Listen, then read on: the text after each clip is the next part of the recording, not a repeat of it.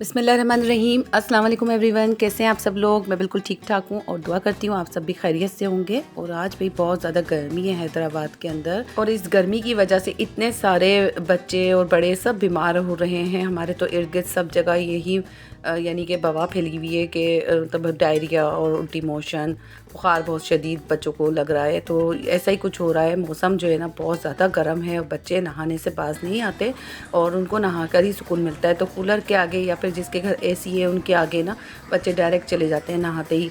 तो टेम्परेचर जो होता है ना बॉडी का, वो एकदम से गर्मी से फिर आप ठंड में जाओ और फिर नहा कर जाओ तो बहुत ज़्यादा मुतासिर होती है बॉडी हमारी।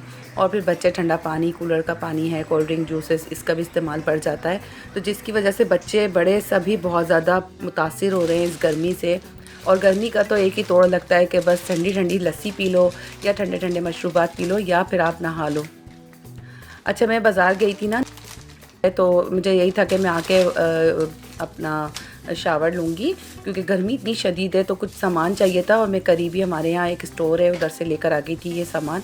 तो ऑयल कम पड़ गया था। ऑयल पे मैंने बस अभी एक ही पाउच ख़रीदा है। फिर मैं इंशाल्लाह ताला जब इकट्ठा अपना ग्रोसरी का पहली तारीख को लूँगी ना, तो फिर आपसे ग्रोसरी भी शेयर करूँगी। मैं अपनी पूरी व्लॉग जो है वो उसी के ऊपर ही बनाऊँगी कि आपको किस तरह से हमें ग्रोसरी करते वक्त किन किन बातों का ख्याल करना चाहिए और कौन सी चीज़ें घर में मौजूद हों तो वो नहीं लेकर आए ताकि हमारे पैसे भी बचें।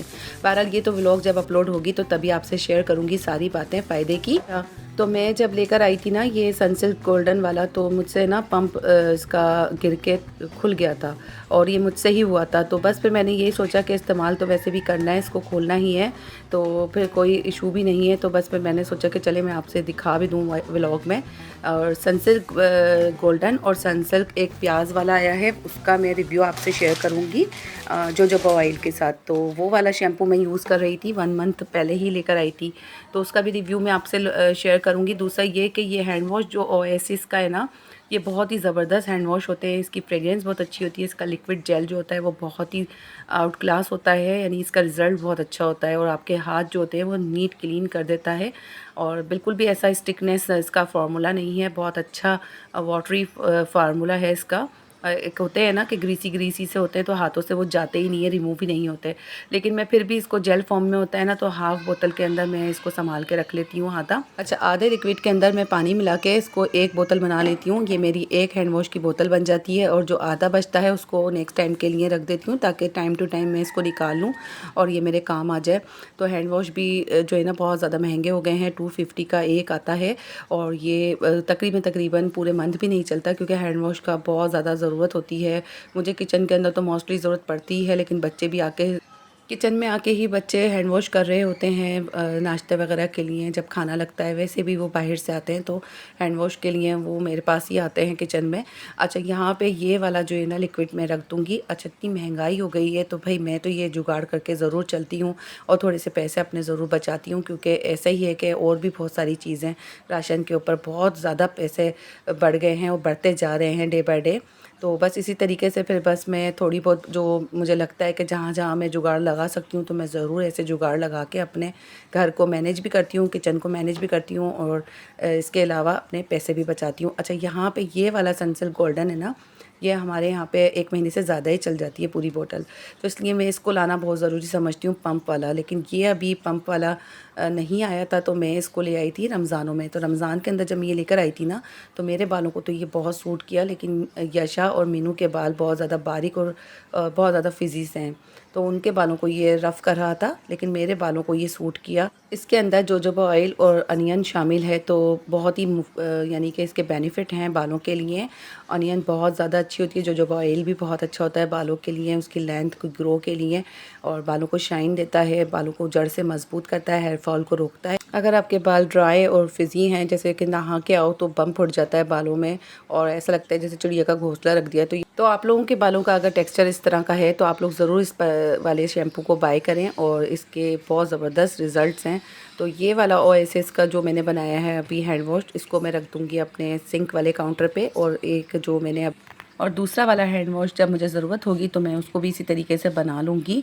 बहुत ही ज़बरदस्त इसके रिज़ल्ट रहते हैं, कोई इतना वाटरी नहीं रहता ये कि बहुत ज़्यादा आपने पानी मिला लिया है तो अब ये काम नहीं करेगा। अच्छा, तो यहाँ पे फ्राइज़ भी मैंने काट के रख दिए हैं बच्चों के लिए, ताकि ये कि बच्चे शाम में जब कुछ ना कुछ मांगते हैं ना, तो मुझे यही कोई जुगाड़ लगाने पड़ते हैं बच्चों की भूख को थोड़ा सा कंट्रोल करने के लिए। अच्छा, आज जो है ना गर्मी बहुत ज़्यादा थी, तो इसलिए मैंने सोचा कि मैं दही बड़े भी बनाऊँगी थोड़े से, और दाल चावल बनेंगे। तो दाल चावल बनाऊँगी और दही बड़े थोड़े से बना के ना उसके साथ ही, खाने के साथ ही रखूँगी, ताकि ये केक थोड़ा सा ठंडा ठंडा सा हमें जो है ना खाना मिले।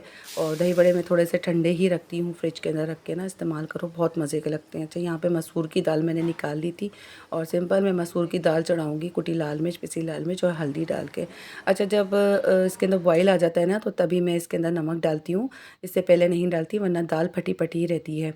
यहाँ पे फ्राइज़ का काम भी कंप्लीट हो गया था मेरा, तो उसके बाद बस फिर मैं दाल की प्रिपरेशन कर रही थी, और दाल मैंने चढ़ा दी थी। उसके बाद 1-2 बाल के बाद ना मैं दाल के अंदर टमाटर डालती हूँ, फ़ौरन से 7-7 टमाटर डाल दो तो दाल बहुत सारे लोगों की फटी-फटी सी बनती है। तो बस दाल को एक उबाल आने के बाद, दाल का जब दाना थोड़ा सा फट जाता है ना, तो फिर आप जो है इसके अंदर टमाटर शामिल करें, दाल बिल्कुल घुली-घुली सी बनेगी। दाल चावल के साथ मैं बनाऊँगी, यहाँ पे कच्चे कैरियाँ मिल गई थी मुझे, तो कच्ची कैरियाँ लेकर आ गई थी मैं जब मार्केट गई थी, हमारी जो सब्ज़ी मार्केट है वहाँ, तो काफ़ी सस्ती ये कैरियाँ मिल गई थी, तो मैंने ले ली थी। अभी ये कच्ची हैं, इनकी गुठलियाँ भी कच्ची हैं, तो आराम से कैंची छुरी से जहाँ कट हो जाती हैं, बनती है। और हमारे यहाँ पे मीठी लौंजी बनती है, तो मीठी लौंजी बनाऊंगी मैं। और इसके अंदर बस दाल कंप्लीट है, तो हरा धनिया, हरी मिर्चें कट करके डाल दी हैं, दाल हमारी कंप्लीट है, बहुत अच्छी सी बनती है ये। अच्छा, लकड़ी के घोटे से घोटा ज़रूर लगाती हूँ मैं, तो उससे क्या होता है, दाल घुली मिली सी बनती है। यहाँ पे मैंने सौंफ, साबुत धनिया, कलौंजी, ज़ीरा और कुटी लाल मिर्च डाल के ना थोड़ा थोड़ा सा मैंने दरदरा पीस लिया था मोटे मसालों को। उसके बाद मैंने यहाँ पे कैरी डाल दी है, कैरी डालने के बाद थोड़ा सा पानी डाल दिया, और 1 चम्मच के करीब जो है ना मैंने चीनी डाल दी थी, ताकि थोड़ी सी ये मीठी बने। साथ में साथ मैंने यशा से दही बड़ों के मसाले की भी कटिंग करवा ली थी। पुदीना और प्याज उन्होंने काट के मुझे दे दिया था, हरी मिर्चें वगैरह, ताकि ये कि दही बड़े जब हम खाएं ना, तो सलाद मुझे अलग से बनानी नहीं पड़े। और ये मीठी लौंजी हमारी बन के रेडी है। तो मीठी लौंजी किस किस को पसंद है मुझे ज़रूर कमेंट करके बताइएगा। अच्छा, अब ये ख़राब नहीं होगी, 1 हफ़्ते के लिए है, महीने भर के लिए भी आप इसको फ्रिज में रख सकते हैं, क्योंकि इसका पानी बिल्कुल ड्राई कर लिया था। पानी इसलिए डाला था कि लौंजी जो है ना थोड़ी सी घुली मिली सी बने, कैरियाँ खड़ी खड़ी नहीं हो।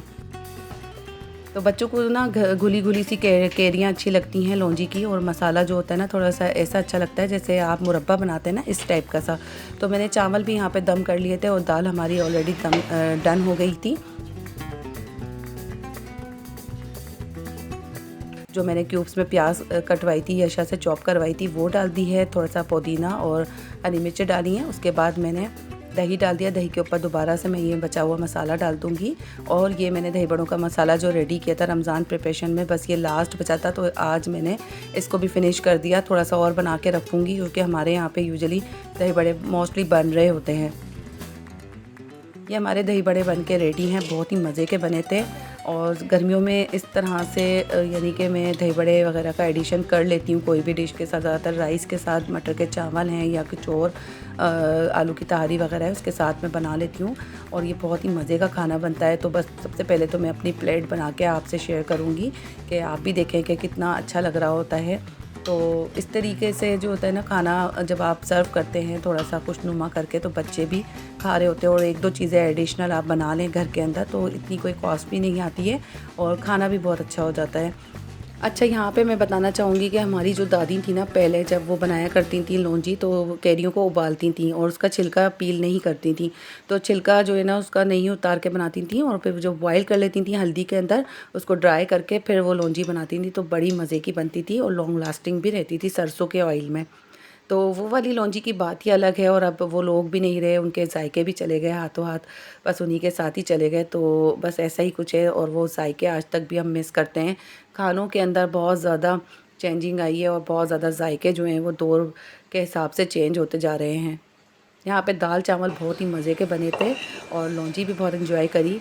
यहाँ पे हो गया था रात का टाइम, तो दूध काफ़ी दिन से बच रहा था, तो मैं बच्चों को मिल्क शेक वगैरह बना के दे दिया करती थी, लेकिन दही का जहन में ही नहीं आ रहा था कि मैं घर में जमा लूँ। तो हस्बैंड ने मुझे याद दिलाया कि आप दही क्यों नहीं जमा लेती दूध का। तो फिर मैंने क्या करा कि दही रखा था और फिर दूध भी बच गया था काफ़ी सारा, तो फिर मैंने आज इसका दही जमा दिया। और इतना मज़े का ये दही बना था ना, क्योंकि ये जो दही की चाग लगा रही हूँ ना मैं, ये ऑलरेडी दही बहुत अच्छी जगह का है हमारे यहाँ पर जो आता है। अच्छा, तो व्लॉग को मैं यहीं पर ही एंड करती हूँ। मिलती हूँ नेक्स्ट व्लॉग में। जब तक के लिए सानिया हामिद को इजाज़त दीजिए। अपना और अपने प्यारों का बहुत ज़्यादा ख्याल रखिए और दुआ में याद रखिएगा मुझे भी। और वीडियो देखते देखते यहाँ तक पहुँच गए हैं तो ज़रूर चैनल को सब्सक्राइब कर लें। अगर अभी तक आपने नहीं किया है तो छोटा सा लाइक कर लें।